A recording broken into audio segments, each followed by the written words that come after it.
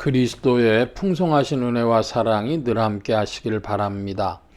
오늘 이 아침에는 시편 제48편 1절로 14절까지의 말씀, 생명의 삶 큐티 3월 8일자 말씀입니다. 48편 1절 말씀 봅니다. 여호와는 위대하시니 우리 하나님의 성 거룩한 산에서 극진히 찬양받으시리로다. 터가 높고 아름다워 온 세계가 즐거워하며 큰 왕의 성 곧 북방에 있는 시온산이 그러하도다.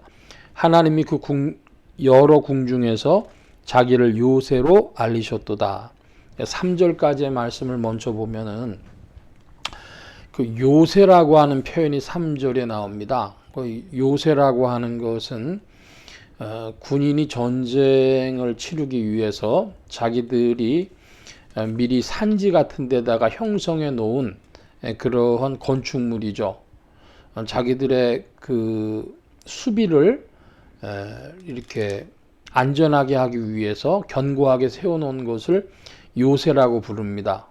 굉장히 중요한 군사적인 건축물인데, 그러므로 이 요새는 안전함을 담보하는 것입니다. 전쟁 중에 안전할 수 있도록. 하나님에 대해서 뭐라고 표현하냐 하면 1절에 우리 하나님의 성, 그리고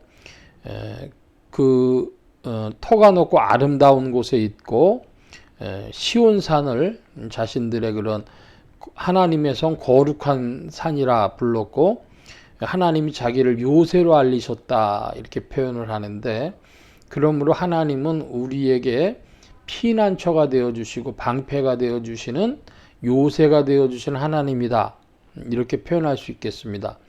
특별히 이 48편 시의 표제어를 보면 고라자손의 시, 곧 노래 그랬습니다.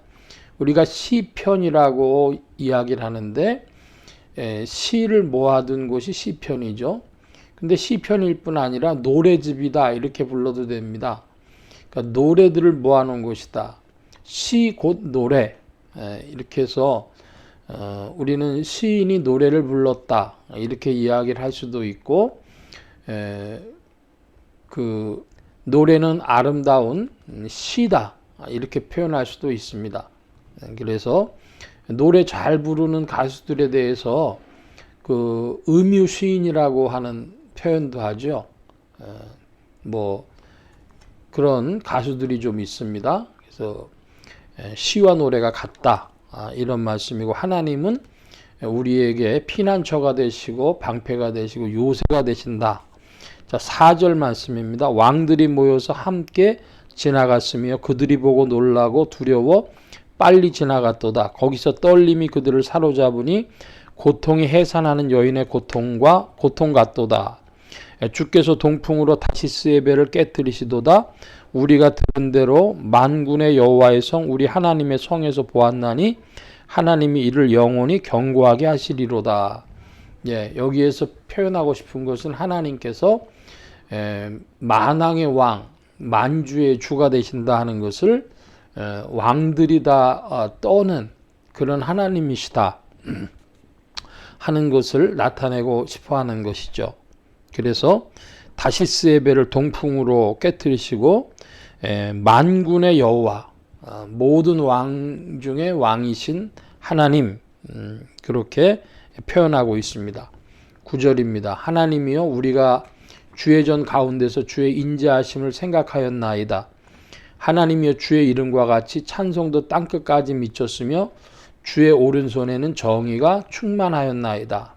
10절의 말씀에 보니까 하나님의 손에는 정의가 충만하다고 했습니다. 하나님께는 무엇이 충만하다고 현대 신자들, 그리스도인들은, 신약교회 성도들은 이해하고 있습니까? 하나님은 사랑의 하나님이시다 이렇게 이해하고 있죠. 근데 구약의 신자들은 하나님은 정의의 하나님으로 이해하고 있습니다. 정의가 충만하였도다. 그러니까 실은 하나님은 구약에서도 사랑과 정의의 하나님이시고 신약에서도 하나님은 사랑과 정의의 하나님이십니다.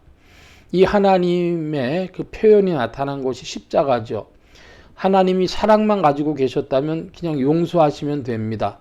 죄인들을 용서하시면 됩니다. 그런데 정의의 하나님, 공의의 하나님이시기 때문에 죄에 대해서는 그 값을 물으셔야 됐습니다. 죄에 대해서 처분을 내리셔야 됐는데, 그러므로 십자가에서 그 죽으심으로 죄의 최고 형벌은 사형이죠. 그래서 그리스도께서 인류를 대신해서 그 형벌을 당하심으로 말미암아서 하나님의 공의가, 정의가 실현된 것입니다. 하나님은 사랑과 정의의 하나님, 공의의 하나님이신 것 기억해야 되겠습니다. 11절입니다. 주의 심판으로 말미암아 시온 산은 기뻐하고 유다의 딸들은 즐거워할지어다. 너희는 시온을 돌면서 그곳을 돌아보고 그 망대들을 세어보라. 그의 성벽을 자세히 보고 그의 궁전을 살펴서 후대에 전하라. 이 하나님은 영원히 우리 하나님이시니 그가 우리를 죽을 때까지 인도하시리로다. 11절로부터 14절까지의 말씀에 보면은 주의 심판이라 하는 단어가 11절에 나옵니다. 이 주의 심판이라고 하는 것은 신약에서는 무엇으로 바뀌는가? 그러면 그리스도의 심판 때라고 하는 표현도 나오고 백보자 대심판이라고 하는 표현도 나오고 크고 흰 보자의 심판을 백보자 대심판이라고 하죠.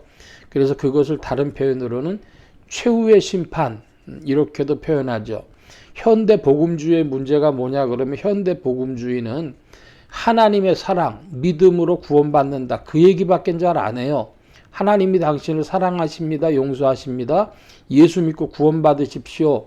그 얘기를 하지 그리스도의 심판 때 또 하나님의 심판 혹은 백보자 대심판, 크고 흰 보자의 심판 그런 이야기들을 잘 안 한다는 것 볼 때에 우리 신앙이 균형이 있어야 되겠는데 사랑과 공의가 균형을 이루는 것처럼 하나님의 자녀됨과 그리스도의 제자됨이 균형을 이루어야 되겠고 성령 안에서 즉각적으로 이루어지는 믿음의 은혜와 또한 성령의 인도하심을 따라서 과실을 맺어가는 일들이 균형을 이루어야 되겠습니다.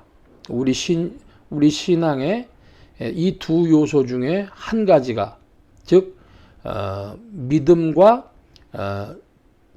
열매 맺음이라고 하는 두 가지, 하나님의 자녀됨과 그리스도의 제자됨의 이 두 가지, 사랑과 공의라고 하는 이 두 가지 중에 어느 한쪽이라도 빠져버리면 건축물에서 아치형 건축물이 있죠.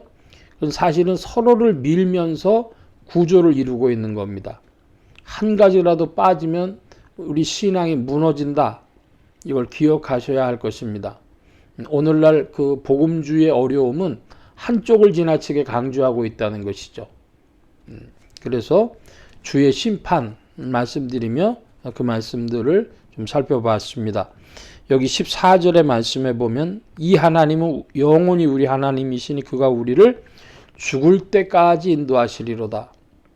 우리를 죽을 때까지 인도하시는 하나님은 우리에게 믿음을 주셨고 또 믿음을 계속해서 베풀어 주시며 하나님께서는 우리의 영혼 속에 빛을 비춰 주셔서 바른 길을 가르쳐 주시고 바른 길로 가지 아니하면 징계하시고 또 우리를 바른 길로 가도록 권고하시고 이끄시는 하나님이신 줄 믿습니다.